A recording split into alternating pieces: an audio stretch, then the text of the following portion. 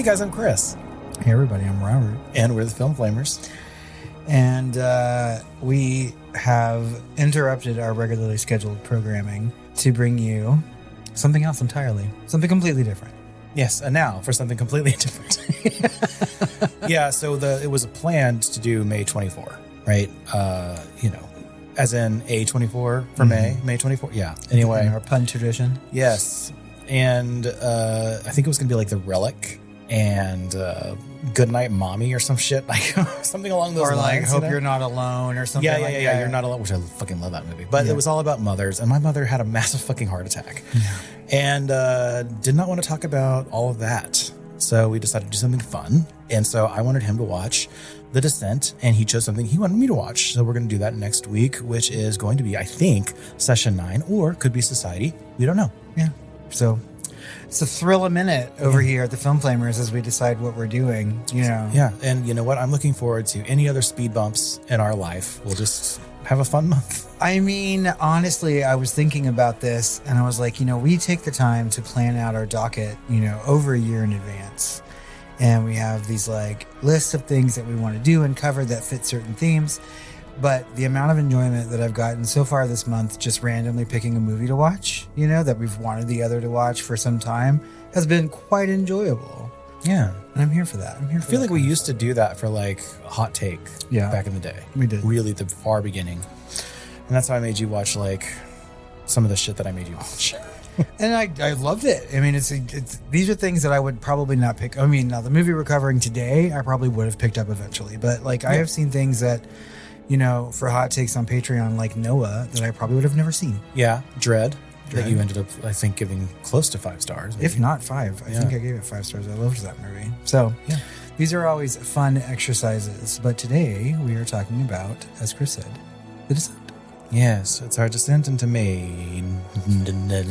Madeness. It's gonna be madeness.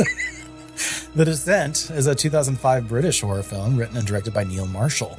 The film stars actresses Shauna Macdonald, Natalie Mendoza, Alex Reid, Saskia Mulder, Nora-Jane Noone, and MyAnna Buring. The plot follows 6 women who enter an uncharted cave system and struggle to survive against the monstrous creatures inside. Spoiler alert, the film's score was composed by David Julyan.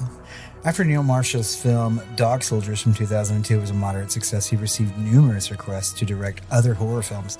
Initially wary of being typecast as a horror film director, he eventually agreed to make The Descent, emphasizing, quote, "They are very different films." They are. The Descent has become a bona fide success and crowd favorite, routinely cited as one of the best horror films of the 2000s. I never saw Dog Soldiers.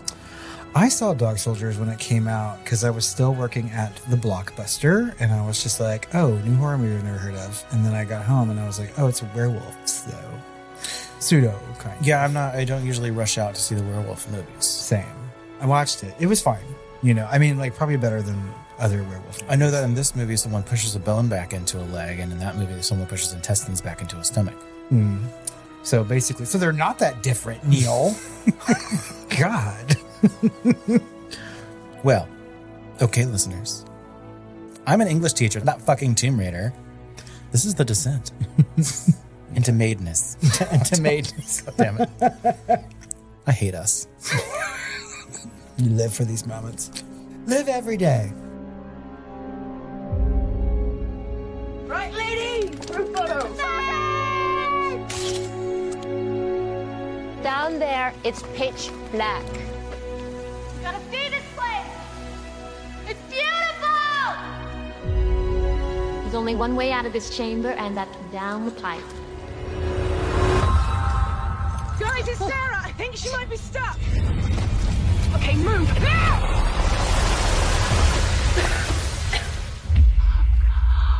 I saw someone.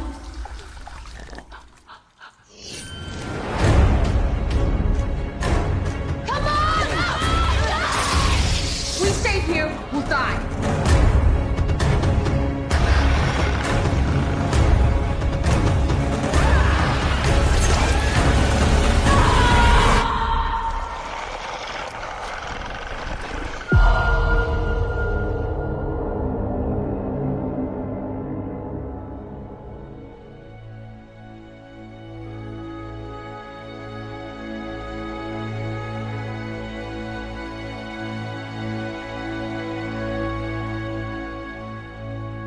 Sarah, played by Shauna Macdonald, gets picked up by her husband Paul and little daughter Jessica after a whitewater rafting trip with her thrill-seeking friends Juno and Beth.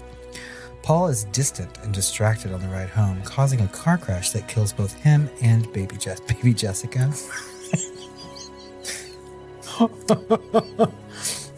You're not going to do well. This synopsis, I can tell already. Sarah awakens in the hospital and collapses after Beth tells her about their deaths. 1 year later, Sarah, Juno, and Beth reunite for a spelunking adventure in the Appalachian Mountains of North Carolina, along with sisters Sam and Rebecca, and newcomer Holly, who is a vegetarian protege of Juno. They hike to a mountain cave entrance and start their descent. You said the thing.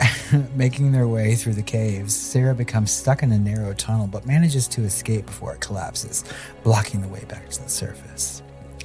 When several of the other women voice concern over their lack of familiarity with the cave system, Juno admits that she has led the group into an unexplored cave system instead of the mapped one that they had filed with local authorities, which means that a rescue party would be unable to locate them. Damn it, Juno. The group searches for an exit and discovers old climbing equipment at least 100 years old, and an ancient cave painting of the mountain and a cave that suggests a way out. Holly, thinking she sees sunlight and a dike around the bend of the dike, panics and runs ahead, but falls into a cave gash and breaks her leg, the bone protruding crudely from her flesh.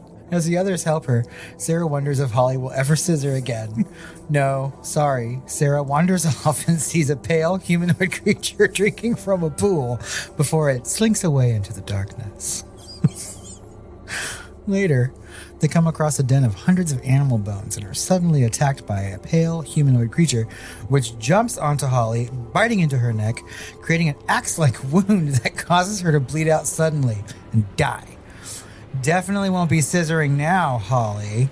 Anyway, Sarah runs, but falls down another cave gash and is knocked unconscious. Juno is trying to stop Holly's body from being dragged away, kills the creature with her pickaxe, and then accidentally stabs Beth in the neck after being startled. Beth snatches Juno's pendant from her heaving décolletage as she collapses, and traumatized, Juno flees. She just can't deal with this level of stress right meow, okay? But she's here later if you need to talk. Elsewhere, Sarah awakens in a den of human and animal carcasses only to see Holly's body being mauled and eaten by many of the creatures. When the creatures are distracted and pursue the panic screams of the other ladies, Sarah finds a still dying Beth who reveals both that Juno stabbed her and that Juno's décolletage pendant was a gift from Sarah's late husband, Paul, confirming suspicions that Juno and Paul were having an affair. Gasp! These are the days of our lives. I'm not going to say that differently. These are the days of our lives. Anyway, Beth begs Sarah to end her suffering, and Sarah begrudgingly kills her with a big fucking rock. Sarah is then ambushed by several of the creatures, but manages to kill them all, falling into a blood and guts-filled pool in the process. Juno discovers cave markings left by the previous explorers, pointing to a potential exit from the caves. She finds and saves Sam and Rebecca from a creature, and Sam deduces that the creatures are blind and hunt by sound. Good work, Nancy Drew. Elsewhere, Juno, Sam, and Rebecca are pursued by a large group of creatures. They reach a cave gash, and Sam tries to climb across, but is attacked by a creature on the ceiling. It rips out her throat, but she successfully stabs it before bleeding to death. Rebecca is dragged away and disemboweled as Juno flees again. Her panicked escape leads her face-to-face with the now blood-covered Sarah and lies about seeing Beth die. After defeating a group of creatures together near a seeming exit to the cave, Sarah confronts Juno, revealing her lost décolletage pendant, and, in so doing, reveals her knowledge of Beth's untimely fate and the affair with her late husband, Paul. She then stabs Juno in the leg with a pickaxe and leaves her to die as a horde of creatures approach the sordid scene. Juno removes the pickaxe from her gash in her leg, to hold back the crawlers, and is heard screaming as Sarah escapes. But in the mad rush toward the cave's exit, Sarah falls into a cave gash and loses consciousness. When she wakes, she sees sunlight and clambers up a bone-strewn slope to escape the cave. She speedily hikes her fanny up the trail, finally reaching her car and speeding away, eventually pulling over to break down in tears. After a truck passes, she vomits out the window. When she sits back up, she hallucinates seeing a bloody Juno beside her and screams. Sarah awakens, still in the cave, and has a vision of baby Jessica down the well. Cave, smiling as the sounds of approaching creatures grow louder.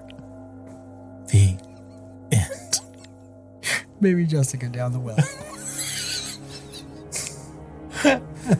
It was quite a lesbian synopsis. Oh. Well, thank you.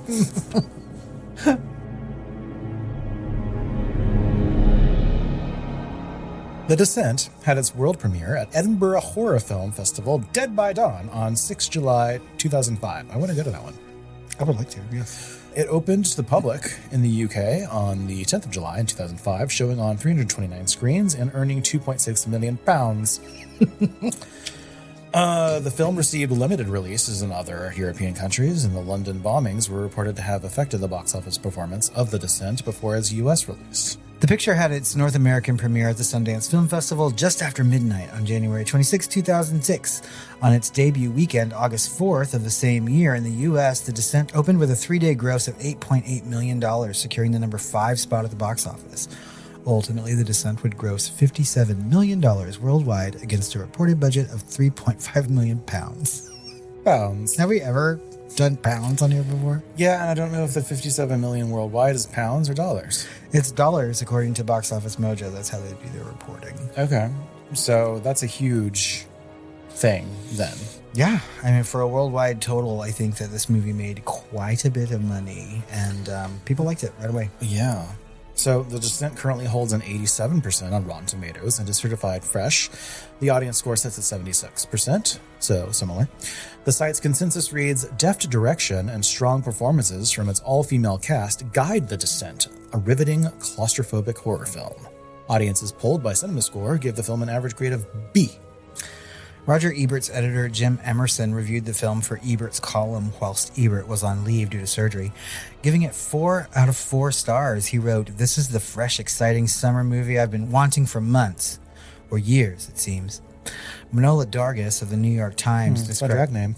Sorry, Manola Dargis. Manola Dargis of the New York Times described The Descent as one of the better horror entertainments of the last few years, calling it indisputably and pleasurably nerve-jangling. Dargis applauded the claustrophobic atmosphere of the film, though she perceived sexual overtones in the all-female cast with their labored breathing and sweaty clothing. Give me a break. Christ. Manila, you're clutching at something. Your own décolletage, probably. Yeah. Lawrence Topman of the Charlotte Observer thought a weakness of The Descent was the failure of the writer to explain the evolution of the creature. Although he said, their clicking and howling used for echolocation and communication makes them more alien.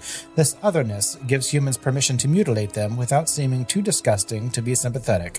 Please. Okay. Michael Wilmington of the Chicago Tribune thought that the crawlers should have been left out of the film, believing watching those gray, slithering beings chasing and biting the women makes it hard to maintain any suspension of disbelief. You, sir, have a lack of imagination. Fuck them both, actually. That's so dumb to me. Like, both of the complaints. Although, God. I do think that there is some debate to be had about Michael Wilmington's take, but Really? not in the sense that he brought it to the table. okay. And what was something we were talking about with presently? We can talk both presently or in a little bit, in several few minutes. Okay, we can wait several few minutes. Yeah. While we talk about some of the accolades that this film has received, at the Saturn Awards, it was nominated for Best Actress, which is Shauna Macdonald, but she lost to Natalie Portman for V is for Vendetta. Stay tuned for our deep dive. Yep. And it was nominated for Best Makeup, but lost to Slither. Here. Yeah, It did win Best Horror Film. that's right. Yeah. At the Fangoria Chainsaw Awards, it was nominated for Scariest Movie, although it lost to The Devil's Rejects, inexplicably. And Bloodiest Beat, because fucking Devil's Rejects, it's barely a horror movie. It's not It's scary. it's just like an action, it's like a dark I think that comedy was action. one of those thriller. fucking contrarian votes. Yeah, I don't know. Bloodiest Beatdown, Lost to Hills Have Eyes. Well, they have the gore beaten for decades sometimes. Best Makeup, Lost to Hills Have Eyes, and Chick You Don't Want to Mess With, which is essentially just Best Final Girl, to Rita Mitchell for her role as Rose Da Silva in Silent Hill. Oh. And that wasn't even the cop. That was just like the main character looking for her daughter. I liked that character. Yeah. I think, if they had done like ensemble here, it would have won. If they had such an award at the Fangoria Chainsaw Awards. Yeah, because that would have won all of these with maybe the exception of Devil's Rejects. Devil's Rejects has a good ensemble. That's basically all it has. I haven't seen that movie in so long. People like it so much, and I didn't care for it. So What's her name? Moonray Shine Zombie? Soleil Moonfry? No. That's her. Oh, Sherry That's Moon her Zombie. nemesis. Sherry Moon Zombie. I need to make a movie where Sherry Moon Zombie's nemesis is Punky Brewster. I mean, like Soleil Moonfry. The like ancient avatars of like, I don't know. Anyway, Appalachian Goddesses is the name of that movie. At the British Independent Film Awards, it was nominated for Best British Independent Film, but it won Best Technical Achievement and Best Director. Interesting. Yeah. The Descent has scored a spot on many top horror lists, including Bravo's Even Scarier Movie Moments Countdown, in which it appeared as number 1. The film spawned a sequel in 2009 with Shauna Macdonald reprising her role as an amnesiac Sarah who has taken back to the cave in search of her missing friends. It has a 48% on Rotten Tomatoes. That would be terrifying. Like, can you imagine like all those memories flooding back? Like when you're halfway down? Yeah, that's part of the plot. I read the whole plot last night, and she is not the only actress to reprise her role. I think I read that, but I thought it was that like flashbacks because like half the cast comes back. In flashbacks, yes, but there is another character who is still very much alive. Oh, I can guess who it is. Fucking Juno. It has to be thematically. But I think the film has a very low rating. Yes. Like I don't think anyone takes it very seriously. I think one of the best things about this movie is it's all female cast and they do not have that in its sequel. Like there are men traipsing about the cave. And I think that just changed the dynamic a lot. And also there's a lot of things that are worked out in the course of this movie that I don't think that we needed a rehashing of anything. No, I think it ends exactly how it's supposed to in both of its endings. Both of its endings are viable. Which I'm sure we'll talk about. We will. For the cast, we do have our 6 ladies as well as the child, little baby Jessica, and the husband. What's his face? But I mean, all of these people I don't really recognize with the exception of one of them who ended up being in The Witcher. And I don't even remember. I can't even tell you their names. Like just from the synopsis, I know that Sarah and Juno are who Sarah and Juno are. I don't know any of the other names by face except for maybe Holly, the big Les. I was able to pick up on the names of the characters. However, I found it increasingly difficult to tell them apart visually. Yes. And so that's part of why he wanted to give them all different accents so that you could kind of tell who they are. And he did a good job there because there were several moments where I didn't know who it was until they started speaking. Yeah. And then I knew who they were. And that worked. So he was at least intentional that far, but like, yeah, it's like you're kind of backed into a corner because you want to make this film as dark as it possibly can be. And they do a fairly good job with that. But there are some scenes here where like you just have to, you're making a goddamn movie. You have to see something, and so there are some scenes where it's like the lighting doesn't really make sense. Like it's not really coming from a flare or their flashlights or something, but there's still some sort of like overhead X-Files lighting, I like to call it. Because inexplicably, Mulder and Scully are always in the forest, and there's like giant fucking light rays coming through right behind them, like in a weird place, like in a brightness that the moon would never be. But anyway, it's fucking Toronto in the background. It's fucking Toronto, and it's same in these caves. The only character that I really could pick out, I mean, were our 2 main ones, obviously, and then Beth, just because she was very important to the plot.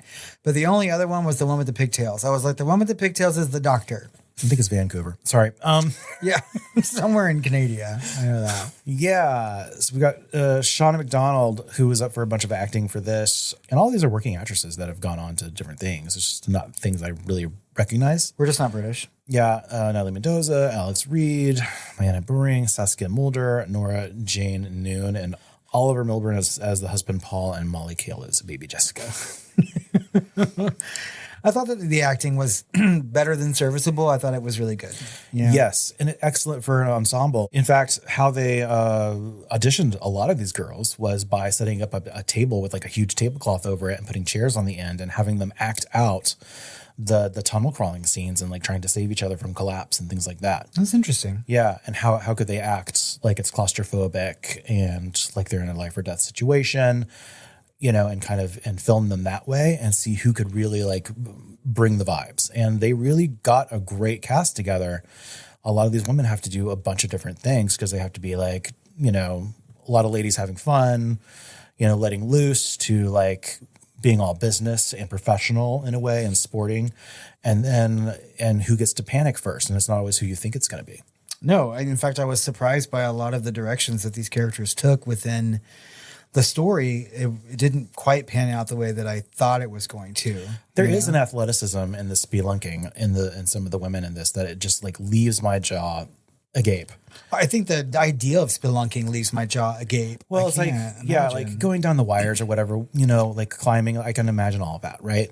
But having to get through the tunnels, that's one thing, right? But having to get across a chasm with no ropes or whatever and having to grab onto a ceiling just with raw hands to put up the hooks just so the people behind you can do it, and having the hand and arm strength to do that is fucking harrowing watching that. I think there were many moments in this movie, I mean, aside from the monsters that I thought were just incredibly, incredibly scary. Like I found myself on the edge of my seat just constantly because of just the nature of their activity. And, I was just like, I can't fathom or understand why people do this. I understand that the draw for some people, it's not for me, but like, this is why I don't agree with that critic. I find that it's easy to suspend your disbelief just because they're doing something that people do on a normal basis. Yeah. And also like, as far as like grounded horror movies go, this is not the least grounded. You know what I mean? Like it's there's others that are far more out there. Yeah. Right. And you wouldn't even classify this as supernatural.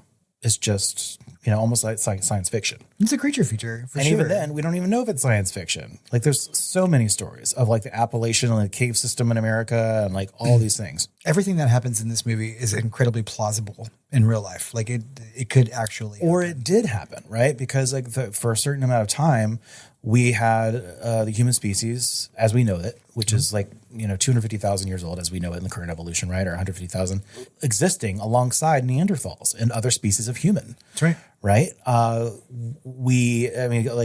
of the things that I thought about while watching this was like the original idea behind like Michael Crichton's Eaters of the Dead. Oh yeah. Where you're going to these places where haven't really been settled yet. Right. And like this guy from, Arabia, Persia, whatever, was like charting the land and stuff for the country. And we use a lot of his maps and talks, about his travels. And that's what Michael Crichton's Eaters of the Dead was about. And if you want to hear our deep dive on that, that's actually 13th Warrior. That's right. And it's another good one. It's about like these people that have lived in caves and never quite got out of it. And what does that culture look like and how do these people evolve? And this one kind of takes it away from like human society. That one was a little bit more tribal.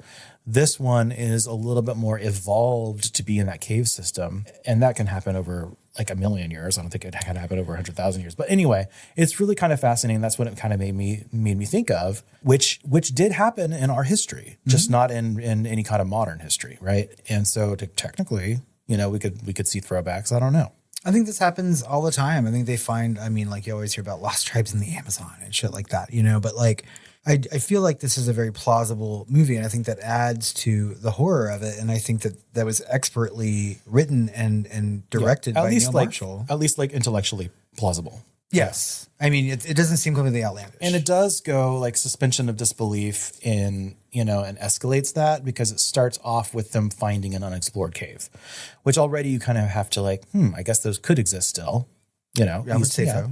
And then it goes to the next level and the next level, right? Like, it was explored, which is kind of fun to think about. And they find like a Spanish helmet or whatever, which is interesting. I really love all that shit. I do too. It's the little pieces in this that that make it interesting and add to some like air of mystery to And it. they never explain it, which is amazing. I love don't that. have to. Don't explain it. Show, don't tell. She never even mentions that she found a Spanish helmet or something, you know? They see the cave drawings and like, we know what that means. We know how old this cave system must be and when it was originally occupied and things from all of this stuff. But and no one has to explain it. Someone talks about it, but it's already stuff that we know as an audience, you know? And they only talk about it briefly. That was one of my biggest moments in the movie that I got a little mad at. Not because they found a cave painting. I think that's incredibly interesting and it adds to the where story. she was like, they must have evolved to only here and blah, blah, blah. Well, no, I mean, they're taking all these pictures and videos of random shit, and there's a cave painting that people have never seen before, and no one picks up a camera. I was just like, Well, what? she didn't even want to light a thing because at that point they were just trying to get out and survive. Yeah, they had to. Yeah. We need to talk about the director before we get too deep in this, and this is Neil Marshall. He did, as we discussed, Dog Soldiers, and also then The Descent. This is early career still. And later on, he did things called Doomsday, which I never saw, Kate Beckinsale. and then Centurion, which I did see, which was good. I haven't. I've seen Kind of Doomsday. horror adjacent a little bit. And that was like I want to say one of the films, along with 300, that got Fassbender on the fast track to stardom. He was a Centurion? Yeah, he was the main Roman dude. Doomsday is kind of like Apocalypse meets 28 Days Later. Yeah, that's what I got from it. And both Doomsday and Centurion have like a badass woman with like face paint. Yeah, this is what he likes to do. Yeah, and then Tales of Halloween, which I think you saw, which is Yeah, so he did a segment in that. I don't know which one, but this is the beginnings of Art the Clown. His Tales from Halloween. okay. Yeah. And then Hellboy, the new one that I told you is incredibly creative with the way they did Baba Yaga, Evil Bitch, and then I think I showed you even like a scene of that. You did. And then there's monsters at the end of it that are just like made for murder in a way, like just super functional monsters that I've never quite seen the like of. And it's worth it just to see that and to laugh at Mila Jovovich for attempting to act. Well, I feel like this is like just moments away from being either a bonus episode or a deep dive at some point. Moments. So, yeah. Yes. Then something called The Reckoning, The Lair, Duchess, and Compulsion. And the last ones, I have really no idea what they are at all. Compulsion doesn't even have a wiki article that links to it. The Lair, Duchess, and The Reckoning do. The Reckoning, I think I remember even seeing and talking about. Compulsion is the name of a 1970s horror movie. Maybe it's a remake. That's what I was thinking, but it didn't have a wiki link on there, and I didn't have the time or the effort or the will to look it up on IMDb. That's okay. I was a little tired. Music by David Julyan, or Julian, I don't know. But he was an early Christopher Nolan guy. Yeah. He was Christopher Nolan before Hans Zimmer took over, essentially, right? So he did Memento, Insomnia, The Prestige. Prestige is also something that we're going to cover. Yep. Eventually. But he also did The Descent and Cabin in the Woods for Drew Goddard. I don't really remember the music too much from this. Did it stand out to you? Yeah, actually. Yeah. Yeah, because it's super fucking dramatic when they're like going through. It's kind of somber, but also like kind of hinting at the horror to come and things like that. It's actually quite good. I think that I was just completely wrapped up in it while watching it. Yeah. Yeah. No, it's a good score and it goes with all these things. In fact, the reason why the director went with David Julyan was because he was listening to Insomnia soundtrack nonstop while he was writing this. Oh. Which I still have not seen. I've been told that it's Christopher Nolan's best film. I've never seen Insomnia. Is that the one with Al Pacino? And like Robin Williams? I Yeah. think? Yeah. Another random non-comedic role. Yeah. Which comedians in non-comedic roles are terrifying. Yes. For all the right reasons. So for filming, while The Descent is set in North America, obviously, the film was shot entirely in the United Kingdom, and the exterior scenes were filmed in Scotland, and all the interior scenes were filmed in sets built at Pinewood Studios near London. So the cave was built at Pinewood because the filmmakers considered it too dangerous and time-consuming to shoot in an actual cave here. Duh. Running cables through those fucking, I can't even imagine. Set pieces were reused with care, and filmmakers sought to limit lighting to the sources that the characters bring with them into the cave, like the helmet lights and the flashlights and the flares. Well, I think that's a smart choice to make, too. I mean, because it adds to the realism of the film. And as we've learned from things like The Witch, if you have something that seems like a really like common light or something that would be I love that about The Witch, where everything was natural lighting. And this is like, it's natural in the sense that this is what it would look like if you were actually down there in the cave. It really puts you as if you are one of the women, like down there with them. Oh, yeah. And I like that. Pinewood Studios, isn't that where they made Alien too? Yeah, and all the Bond films. Yep. Okay. All that stuff. Event Horizon was in there. We're going to cover that movie too. Look at all these movies we're reminding ourselves of. So Marshall's side of the film's Texas Chainsaw Massacre, The Thing, and Deliverance as influences in establishing tension in the descent. So basically just tense movies, okay? Yeah.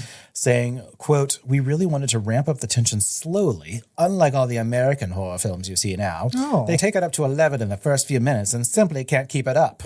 Well, we wanted to show all these terrible things in the cave. Dark, drowning, claustrophobia. Then, when it couldn't get any worse, make it worse. Much to that critic's chagrin.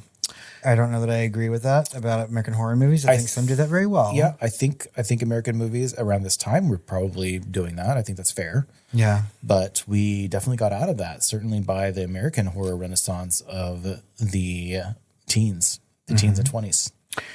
So maybe they all learned a little something from Marshall. I mean, just we talked about, this movie was incredibly popular, and I feel like it probably influenced a lot of filmmakers around the time to make something independent, and it's sort of like is right before the cusp of when that started. And there's exceptions to that, like there's always exceptions. So he wasn't being very nice about that, but he certainly had an idea of what he wanted this to be, and it was unapologetically slow burn. Yeah. But even though I would not call this movie a slow burn. I would not either, because I was like wrapped up in it like, from the moment. Yeah. For the production design, we already mentioned, that all of this was sets, but Simon Bowles is the guy that designed the Maze of Caves, right? Reviews, as we read, routinely, credited Bowles' beautifully designed cave sets with conjuring a world of subterranean darkness. And the film had 21 cave sets built by Rod Vass and his company Armadillo, using a unique system of polyurethane sprayed rock that was developed for the production, kind of similar to Aliens, I think. Yeah. I have to mention sound design here too, because like when coupled with the production design on those set polyurethane caves, I never once thought about these as sets or like the sound was being faked to sound like they were in a cave. All of that reverb you're hearing from their tools, from their steps, from their voice, that's all added in later. Mm-hmm. Like all of those the caves and the water dripping and all of the look of it, completely fabricated. Like I kind of wish this thing had been up for an Academy Award, but like people, I guess, just think like it suffers from what I would call the Interview with the Vampire effect, where like Stan Winston had come up with a double of Tom Cruise or whatever for their like submitted, and no one could tell it was an effect or how it was done. Oh, that's right. And so it didn't win. It wasn't really, it was nominated, but didn't win because they just couldn't see it. Right. And so it's like Stan Winston famously said, like, if you do too good of a job, you will never get notoriety for it because it's invisible. And a lot of the effects want to be invisible, but if it's big and flashy and people are like, oh my God, that's an amazing effect. That's when you might win it, because most of those people are voters, right? It's kind of like acting. The people that can see you sweat, as Joan said once to Betty Davis, they're going to give you the awards. And I think that's sad in this particular case, because I think there are so many aspects to this movie. Well, it's a goddamn cave, so there's a mundanity to it. You know what I mean? Yeah, but you have to stop and like ask yourself though. I mean, like, are they in a cave, like realistically? And yeah, I mean, you can't really do that logically. So clearly, it was created. It's so easy to make it like, oh look, there's crystals and like all this other bullshit, like whatever under the earth, journey to the center of the earth shit. Let's throw in a geode. Look at the glowing plants down here. It's like Avatar. No, like it's all done in kind of a boring, this is a cave kind of way, which is super smart, right? Because it looked and felt real. And that's like what we've already touched on in this conversation so far, is that the realism of this movie is what makes it extra fucking scary. They had their like Cave of Wonders moments, when they first go down there, and they're like looking at their their flares and looking for like the next tunnel to go down, and you see all the plants and stuff growing in the waterfall or whatever. Well, that was fake too? That's a cinema. Yeah. Holy shit. Believe so. Because I thought that for sure must have been like the one time that they were allowed to go into a cave. No, and you can see some wide shots are composited. Okay. Like you can see that they're like not blue screen, but like literally, I think it's like 4 shots and they're compositing them to show all of them walking through the different areas. And it's kind of obvious in 4K because it's all deep focus, and that's really fucking hard to do naturally. And it didn't fit the way they filmed the rest of the scene, but they wanted to show the scale of it. Yeah. So it still works, but like it kind of took me out of it a little bit. I mean, I didn't. I just thought it was real, and I thought that I thought all of these set creations was like seamlessly done because I didn't stop to feel like they weren't in a cave. Like it really felt like they were in this kind of dangerous environment the whole time. Yeah, and then and the darkness really works for this film, and then the sound design is very surround sound. So if you have surround sound, this is amazing. You can hear all the little things skittering behind you. Like the fucking echoes and shit are amazing. Yeah. So the sound design really should have been up for some sort of award as well. But it sounds so natural. Like, oh, they just got it in Foley work or something. And I'm just like, no. It's fucking amazing. No. I clearly was, I had suspended my disbelief because there were moments in this movie where people were like running hysterically in a dark cave, and I felt the need to shout out loud. I was like, stop running in the fucking cave. I was like, what are you doing? Like, it is quite immersive. You can feel the panic set in when they do, and some women panic more than others. And some keep their cool and some panic at other moments. It depends because some are claustrophobic and some just don't want to be ripped apart. Some see their best friend just die, Some fall down a fucking gash. Too many times.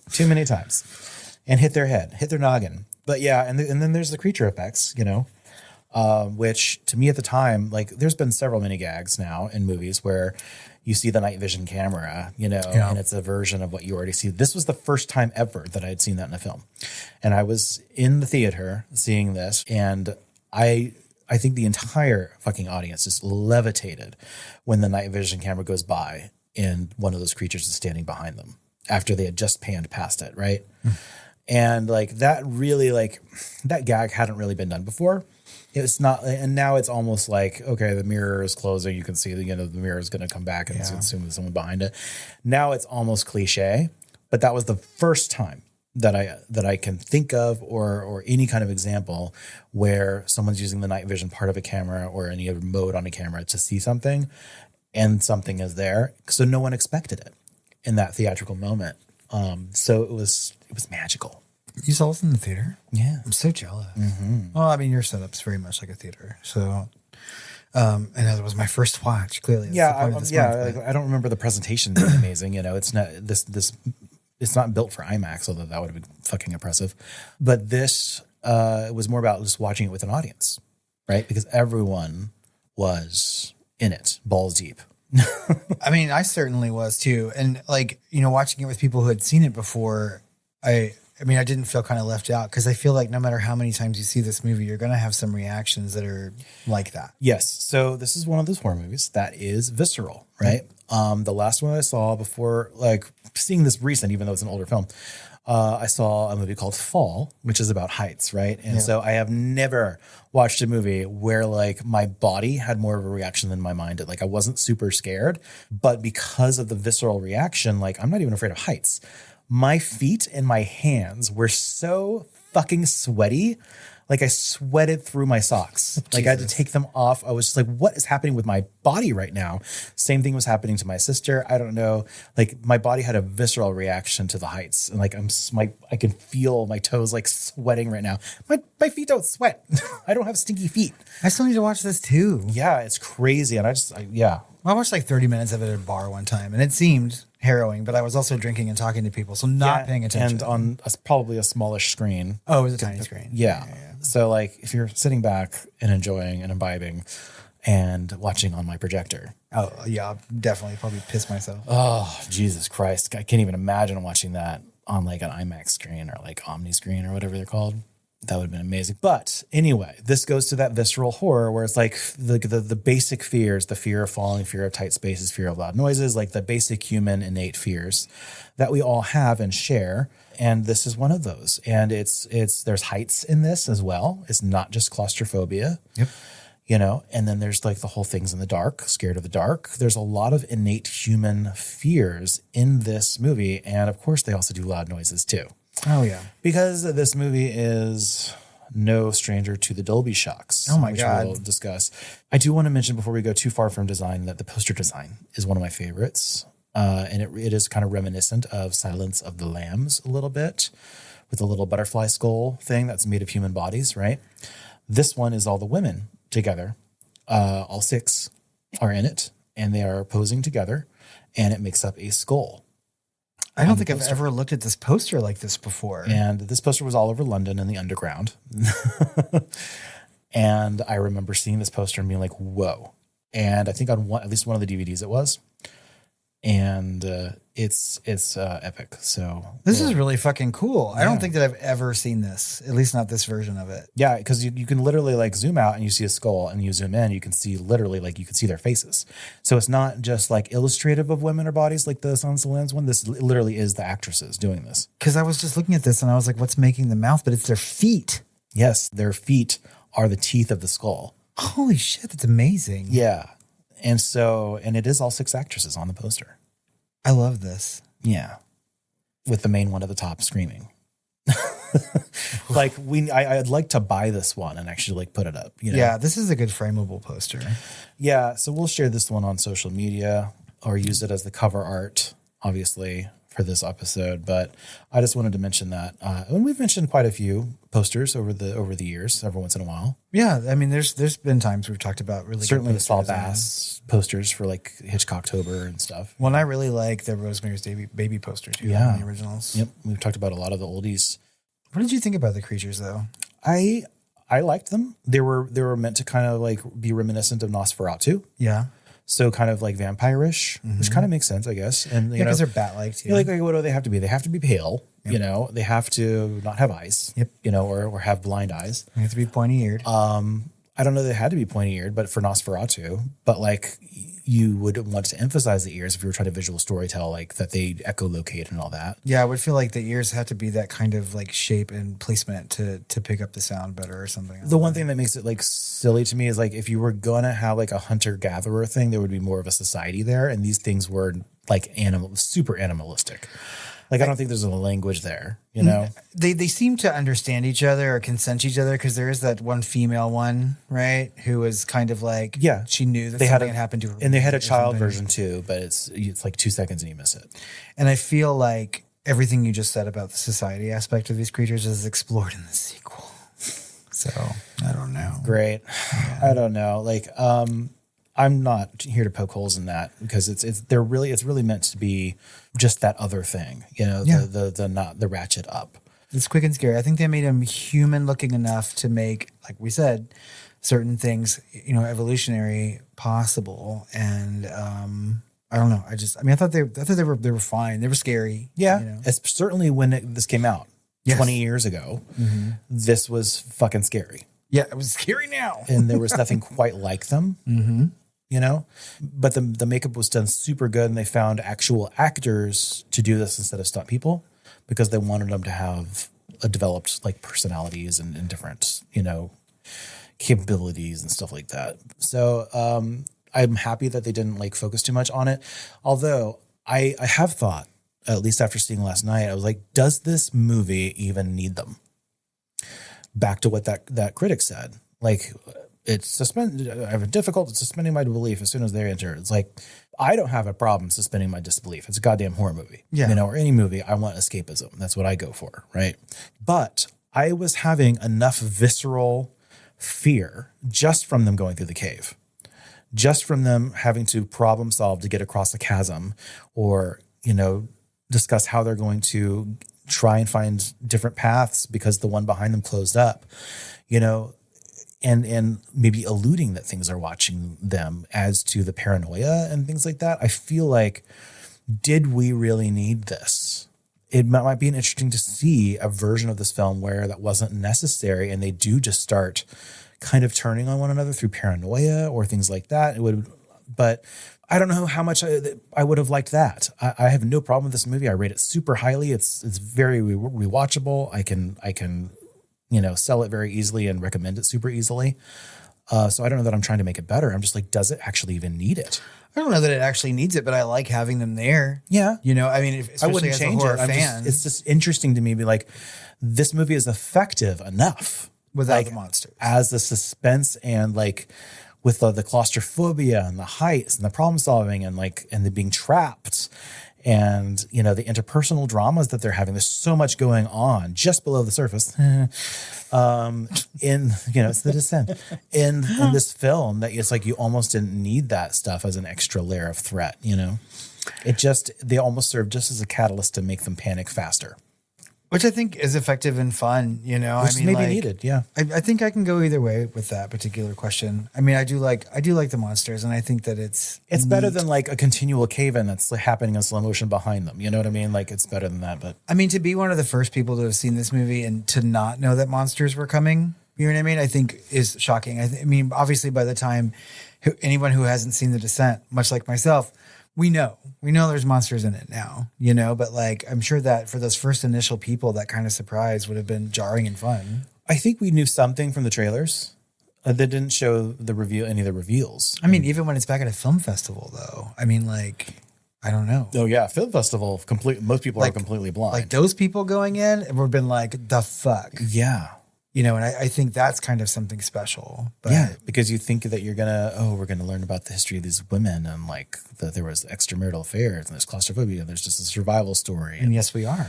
But then there's bad humans. Yeah, and bats. And they intentionally made it humans, like proto-humans, so that it would be a little bit more grounded and believable. And I think that's smart. So it would have been easy to make it like Mimic or something shit. I don't know. Yeah, well, or like Aliens or something. Or like wasn't there like a Vietnamese movie that came out recently, like a giant fucking centipede monster? Yep. Spirit. We talked about that trailer. I want to see that movie. Yeah, I will totally watch it. It looked gnarly. Anyway, this movie had 2 endings. Which I knew. I mean, I just didn't know what the other ending was. I've only seen one version of this film. So. Yeah. So The Descent was released in North America with approximately 1 minute cut from the end. So it's not like an alternate version, I mean, it was all there to begin with. So yeah, in the American cut, Sarah escapes from the cave, sees Juno as like the surprise ending flash, but the film, doesn't cut back to the cave. It just goes to credits, right? With that final scare or whatever. It's like that final middle finger that American audiences want, I think at the end of Scream, there was like a lightning flash and it said Scream at the very end. So some people jumped. And then the 2006 August issue of Entertainment Weekly reported that the ending was trimmed because American viewers did not like its uber hopeless finale. Lionsgate marketing chief Tim Palin said, quote, "It's a visceral ride, and by the time you get to the ending, you're drained." Director Neil Marshall had a number of endings in mind when he shot the film, so he was open to making a switch. Marshall compared the change of the ending to the Texas Chainsaw Massacre, saying, just because she gets away, does that make it a happy ending? Maybe not. Yeah. So, and the ending is featured, the actual ending, the UK ending is featured as an unrated cut in the United States, but both versions are available to stream. So I think I would recommend the UK, the unrated ending. I kind of like it's a little poetic, the birthday cake, her kind of seeing her daughter. She kind of hallucinated her daughter calling her a couple times down in there. Mm-hmm. So you can tell she's still moving through her shit. And then in the US version, in the one I saw in the theater, she escapes, which always kind of sat a little weird with me. Like it was too easy because she's so far down. And then all of a sudden she sees daylight. They had done that before. They're like, hey, that wasn't daylight. We're way too far down for you to see daylight. That was phosphorus in the rock. Phosphorus in the rocks. Yeah. And so newbie mistake, apparently.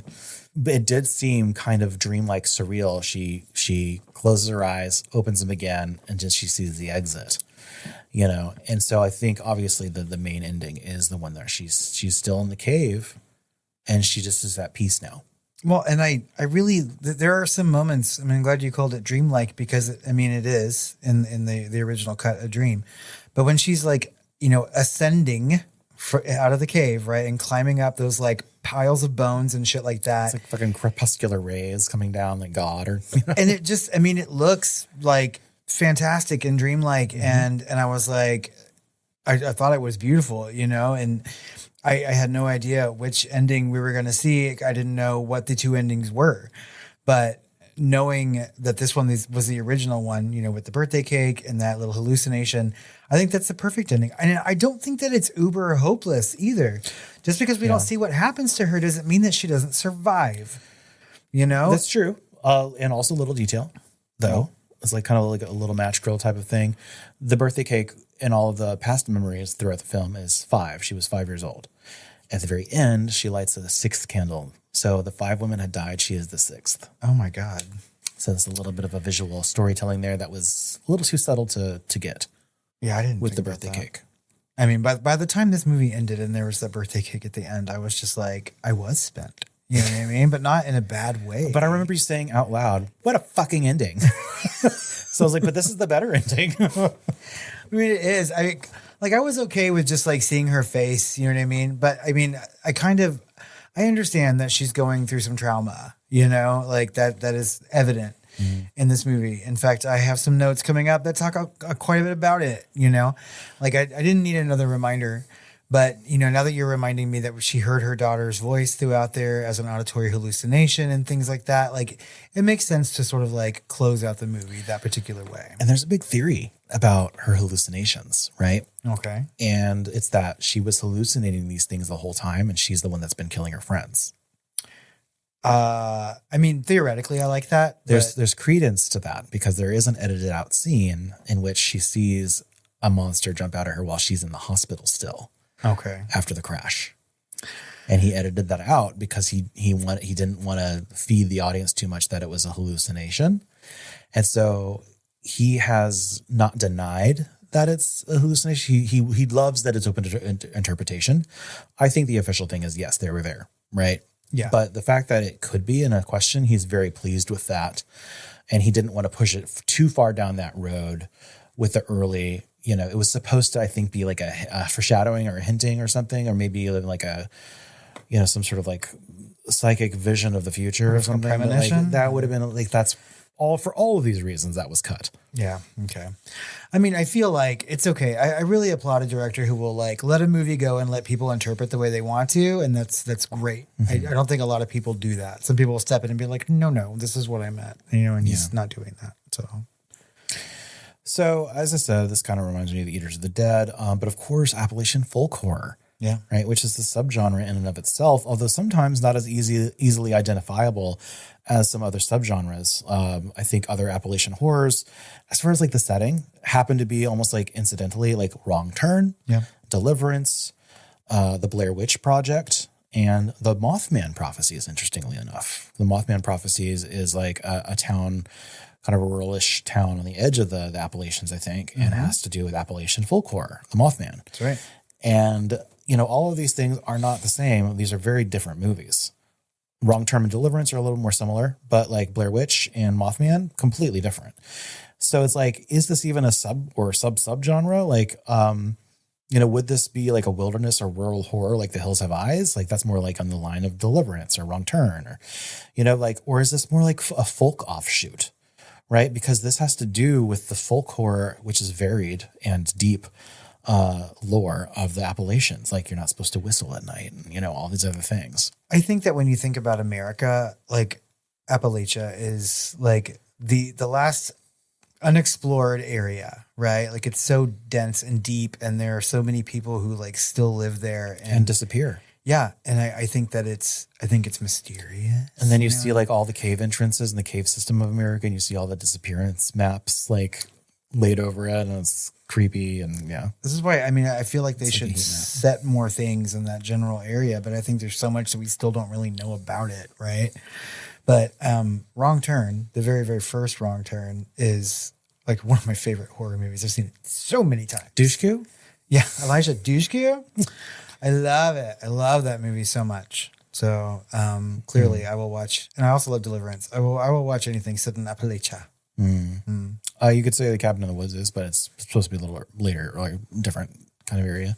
Yeah. But only literally, right? So it's like, I don't know if it's even a subgenre. It's just like there really needs to be more folky American folk that's not like 1600s The Witch. You know what I mean? Like we have later folk horror that is really tied to the Appellation. Like there's so much creepypasta having to do with that, and so many rules, and no horror movie that I know of really has dealt with it so directly.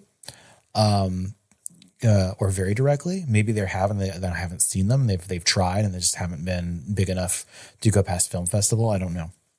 I mean, at this point, like if it's about this particular part of America, it's either about like some sort of deformed hick or some cryptid.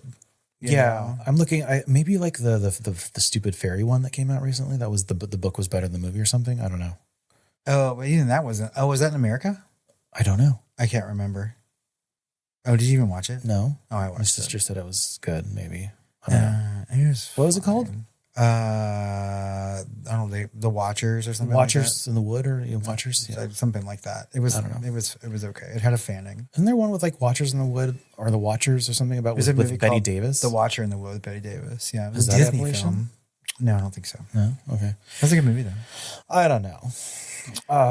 Maybe someone just needs to tell me what the best Appellation encapsulation of horror is. And we'll go watch it. Mm-hmm.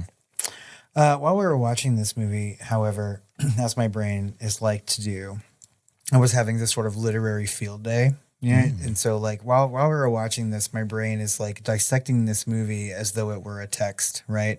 And I kept going back to all these ways that I read like novels, right? And I understand that film is also a text, and so like it's easy to talk about some of the things interchangeably, but just some examples of things that I was thinking about last night. Obviously this movie is trauma horror, right? But it reminded me a lot of Freud's return of the repressed theory, right? Yeah. Like she's literally like moving through her trauma in ways. It's not super literal. Like I don't think it's, I think we watched something a little bit more on the nose recently about moving through. Like you're literally moving through in order someone's trauma. House. Yes, House. Oh yeah, he was going through spaces through his own trauma. You're right. Literally going through all of his trauma in order, moving through the past closer to the past. And this is kind of similar, right? So I think you can see Sarah's grief after the car accident becoming almost physically subterranean, right? So with the cave kind of working as her unconscious mind. So she's buried memories. She's suppressed her guilt. She's filled with panic and rage and survival instinct as she goes deeper into this, as she descends, right? The descent in the cave can be framed literally and psychologically. Descent into the cave, descent into grief, descent into primal identity, descent into madness, right? All these things are sort of happening in her brain. And I think if you really want to, you could read the monsters as sort of a representation of her repressed trauma, sort of erupting from the consciousness below, right? It really reminds me, as much as I hate to say, because this is not my favorite book or movie, but it reminds me a lot of Beloved, right?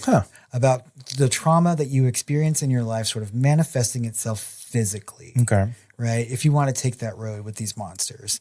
What I think is more likely about this movie is if you want to use the monstrous feminine when you want to talk about something like that, right? It might have been interesting to see if there was like 6 monsters or 5 monsters, total. That might be interesting. Oh, 100%, like mirrored. Yeah. But there were way more than 5. So. Yeah, there was a whole species down there. In this movie, bodies become functional and brutal. The friendships become unstable. Emotional intimacy becomes dangerous. And survival strips away their social performances. They are no longer the people or like what's considered to be feminine anymore. Yeah, but like it's really done so naturally because they're in the space where emotion really is a danger. They have to really keep their cool. They see that, that one woman, sees the kind of like cave mirage or whatever of the phosphorus, runs towards it stupidly, even though she is the risk taker of the group, but she is one of the least likely you'd expect to panic. And then she breaks her fucking leg horribly from that. It's so gross too. And that's the thing is that like you need to remain emotionally connected to the people that you're with in a situation like this, because you, like in groups, you can work your way out, but and there are some moments in this, especially with Juno, where that, emotional intimacy can become a danger to you just because of her reaction to things. Right. Yeah. Judith Butler is this theorist who talks about gender as performativity, right? The only reason that they're male or female is because we're taught to act that certain way. But she also says that sometimes performativity can collapse under stress and you end up going to whatever gender you would more innately act like, right? But in and of that self, wouldn't that be theater. Wouldn't that be? That's the breaking of the performativity, I don't know. right? I've been around office politics enough to know there's a difference between men and women. I can tell you that. So in this, the women become increasingly monstrous before the crawlers arrive, right? And then once they do arrive, Juno transforms into something that's part warrior, part betrayer, part final girl antagonist, right? Like she's kind of like the antagonist towards Sarah's final girl in many ways. Yeah. But also Sarah, has to make a choice. Like, I'm going to live, I'm going to survive. And she almost just gets super determined, unemotional, almost stoic. And even in her final decisions towards Juno. Exactly. So speaking of final girls, if Sarah she survives by becoming violent beyond morality, which is completely against what a final girl should be. She sacrifices someone that she's intimately close with, no matter how betrayed she was by this person, for her own survival, right? And that's not a final. Although she didn't have to do it for her own survival. She didn't. I think she just wanted to. Yeah. We've talked about evolution a lot, right? But it was making me think a lot about Darwin. Obviously, like this film is constantly referencing the ideas of evolution and adaptation. There's an evolutionary divergence in the crawlers who have changed over time just based on their surroundings. And the women themselves have to survive these environmental pressures themselves, right? Which kind of makes you believe that like civilization can be temporary. The cave can reveal that humanity itself is what it would become without culture or light or morality. It also made me think about, the being forced in that situation by Juno, who is basically like, we can handle this, but no one's going to go along with it because of rules. So I'm going to do them all a favor and just like give them something that we can all put our name on. But there's an innate risk to that because there's no rescue because this is an uncharted cave and I'm not letting anyone else know that. So there's something in there that we've talked about many times, which comes back into horror again and again, which is hubris, man's hubris, right? And this is Juno's hubris. For best of her intentions, it is her ego that led to this through her own rationalization of well-meaning. And all of that too, some of the things you just said bring me to one of my last points, sort of reading this as a text. Like one of the ways that I'm trying to read things now is looking back through the idea of colonialism, right? And these women, Juno especially, treat this cave like it's territory to conquer, right? They want to map it, they want to name it, master it, and claim expertise over their environment. Name it after themselves. Right? Yeah. And the horror emerges when nature resists being ruled and categorized, right? This film, in this way, can feel almost anti-imperialist as the environment refuses human ownership and exploration becomes these women's own self-destruction. Which is almost the strongest piece of this to me, because it's almost like one of my favorite things about like Arthur C. Clarke, right? Yeah. Is that the universe is ambivalent to you. Yep. We are not central or self-important. Like one of my favorite stories is Rendezvous with Rama, this big alien fucking ship, and everyone's obsessed. What are they doing here? What do they have to do? And it's just literally they were here to swing around the sun, use it to get somewhere else. Right. And it's just all this drama that the humans go through because it's all about them. Yeah. And what all that happens, and it's just like it's not about you. And you are here, and your hubris is gonna take you through hell. I mean, and if you look at this from the point of view of the monsters, these women invaded their home and then killed them all. Right. I mean, they were just down there eating deer and maybe the occasional Spanish spelunker. Well, there were very many human skulls. Yeah, they had to go out and get those humans too. I mean, that's fine. But still, like, though they went and got them. They hunted and gathered, and these women came down and snatched them. Like, no, you're not going to. They snatched them and brought them down to their gash. Their cave gash. Finally, this movie reminded me of a couple horror movies, right? Where physical space becomes sort of a psychological landscape. And we've talked about several of these movies, either in deep dives, well, two of them in deep dives, with Alien and Annihilation, where like the physical space really becomes part of the psychological journey of the characters that are in it. But it also very much reminded me, just because you're going down into things, you're descending as above and so below. Under the Paris. Under the Paris. Yeah. What about Under the Egypt? I choose not to think about They mentioned Tomb Raider. They do. So we have some questions to ask about The Descent, like we do every movie that we watch. We're not going to ask whether or not this is a horror movie, because clearly it is. There are bat creatures. But were you scared while watching The Descent? Yes, actually. Yeah. Yeah, I'm in, the claustrophobia, the heights, all of that kind of is intrinsic to my body. My body was scared. And then like I still jumped a bunch from the Dolby shock. So like all of that combined for sure. Super tense movie. Yes. Like I was fucking terrified watching this. Like I was completely into it and like nothing was taking me out of the terror. And I was just like ratcheted up the entire time watching this movie. And I jumped at every fucking Dolby shock, you know? Yeah, that's like one of the things I don't like about the film is that some of the Dolby shocks are really like cheap, But it still made me jump, and I like that. I like being scared all the way through a movie. 3 of them is just turning around and there's one of the other girls there, and I'm just like, really? Did you really have to like hit all of the keys on the piano at once, like during this moment? Like my favorite one though is when she gets the bar through her own head while she's looking out the window. Yes, that is the fuck you one at the beginning that I told you about. I was like, there's 2 huge jump scares. There's like the night vision camera one, and then there's like the through the window fucking like pull in the eye thing. Well, which you don't expect because it's like a really quiet night before they go spelunking. Yeah, and she hears like an eagle cry, and she gets up to look out the window, and I was like, oh my god, is she going to see like a majestic eagle, and it's some sort of like representation of something? But no, she gets a fucking bar through her head, and it made me jump, and I was like, we didn't get to see the bird. Well, that was really good, and I think this movie is really fucking terrifying, and it's been a long time since I've seen a movie that had me this scared, like almost all the way through it. Awesome. So this was a success. Yes. Speaking of which, what did you rate The Descent? I'm kind of teetering on the edge of a 4 and 4.5. Okay. I gave it 4.5 stars. Okay. I think the only real issue I have with this movie, originally when I rated it last night, was the birthday cake at the end. But now that I know that there's an extra candle, that makes me a lot happier about it. From a snobby point of view. Yeah, like a really snobby professory way. I'm like, now that I'm on the end, I like it more. Yeah. Oh my gosh, that's so smart. So I like that. And then I don't know, like parts of the beginning, and I know you have to get to know some of the characters a little bit, but I was having such a hard time telling them apart that I was like, just get to the cave already. White people don't all look like Robert. Oh, yes, they do.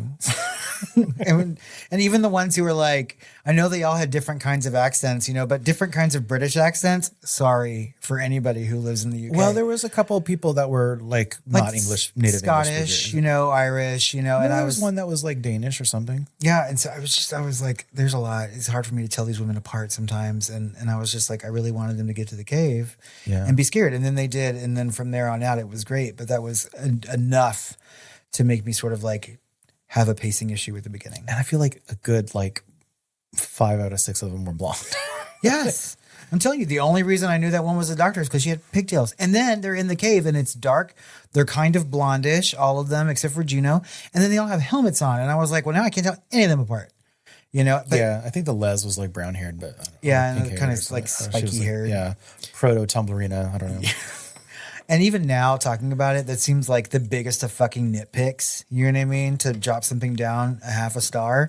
I think, like you said earlier, I think this film is wildly recommendable. Yes, it would have been easier if there was like more races, more cultures, more like originally this was meant to be mixed gender too.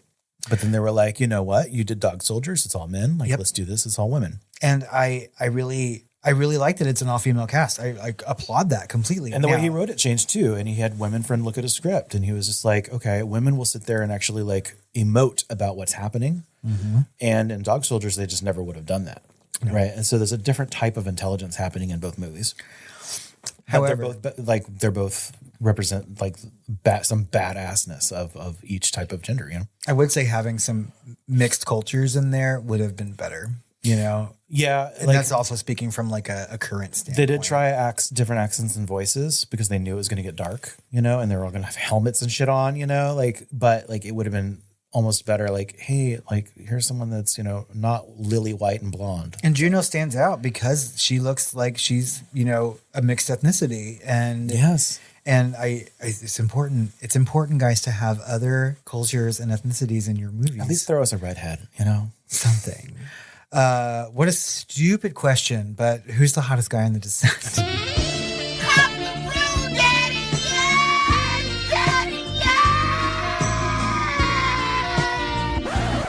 Literally, there's only one penis in this whole movie. And I can't even remember what he looks like. Well, there might have been more like walking through the hospital in the background. I don't know. Possibly. Or, I mean, I suppose that those crawlers are kind of humanoid. One thing I like, now that we're talking about the hospital again, or at least I mentioned it, was like we see a foreshadowing of Juno just not being able to handle. Yep, standing back. Right? She stood back. She couldn't handle the loss there. We thought it was about like the cheating or whatever. But like, again, she could not handle the emotional responsibility of what she had wrought when she kills Beth and she walks away and lets Beth die alone.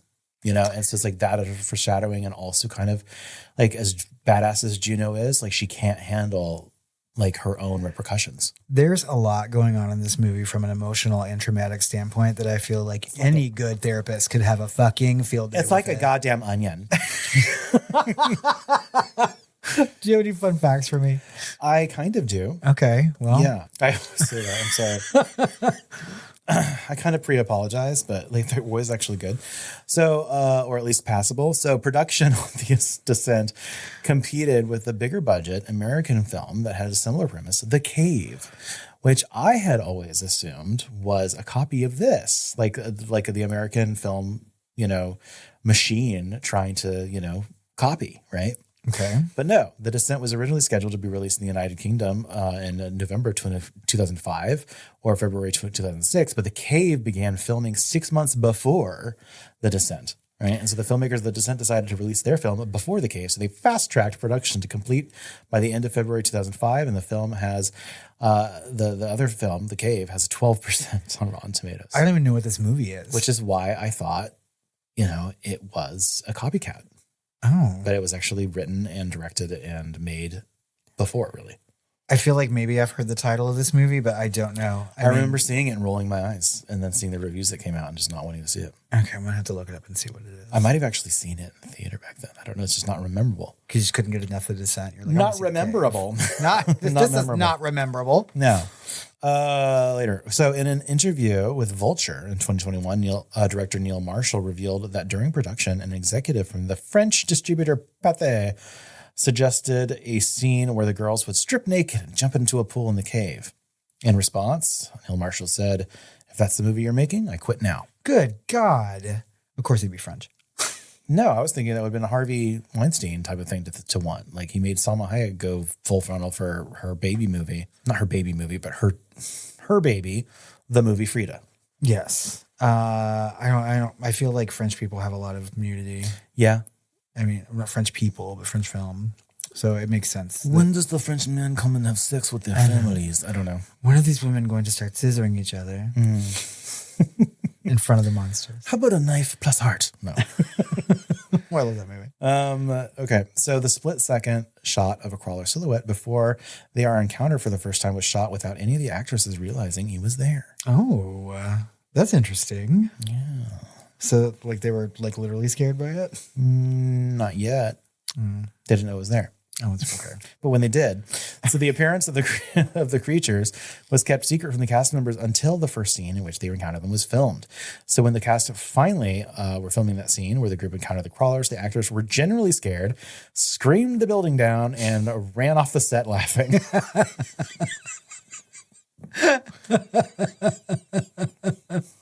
I wish to God I had been there. Right. All right, finally. Okay. Lastly. The jokey production name given during filming was Chicks with Picks. Oh, Jesus Christ.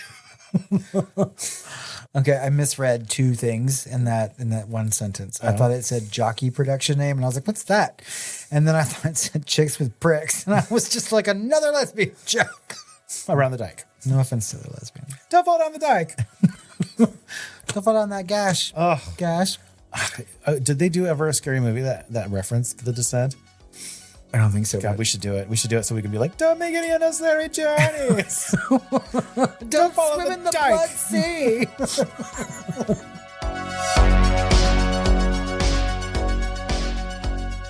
Well, I think that just about wraps up this deep dive into The Descent. Our descent into The Descent. As always, we want to know what you think about this movie and our conversation about it. Go find us on social media at The Film Flamers on Facebook, on Instagram, on Blue Threads, on Sky, on Blue Threads? oh my God, on Threads, on Blue sky on all the places. You can email us at tiredqueens@filmflamers.com. That tired queen is tired. And you can call our hotline at 972-666-7733. Let your voice be heard. And stick around next week when we reveal which movie I'll be having Chris watch. Is it Session Society or 9 Sessions? What? Well, it's either going to be Session 9 or Society, just because I was recently reminded of Society. Yeah. In our bonus episode, which is already out, guys. So go over to patreon.com/thefilmflamers, join the family, and get this month's bonus episode already waiting for you, where we talk about The Dentist. So random. Love it. And maybe soon, The Dentist 2. Brace yourself. That's what it's called. Well, Chris, Well, Robert. after all that spelunking, I think it's time for me to go off and have some sweet dreams. Sweet birthday cake dreams. Baby Jessica. Dumb blood. It's me, Jessica. Baby Jessica. Oh, that's what she probably said from the well. Well. Baby Jessica, as I live and breathe.